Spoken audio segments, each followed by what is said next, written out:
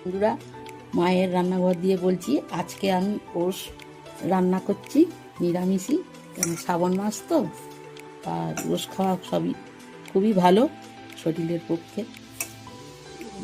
বিন কড়াই, কুমড়ো, আলু দেবো, একটু ডাল দেবো, জিরে ফোড়ন দেবো। কড়াই তেল দিয়েছি, গরম হয়ে গিয়েছে। জিরে ফোড়ন অল্প করে, ডালগুলো দিয়ে দিচ্ছি।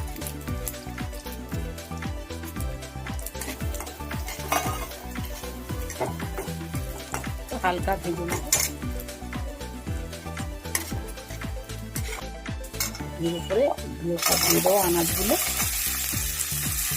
এগুলো ভেজে নেব।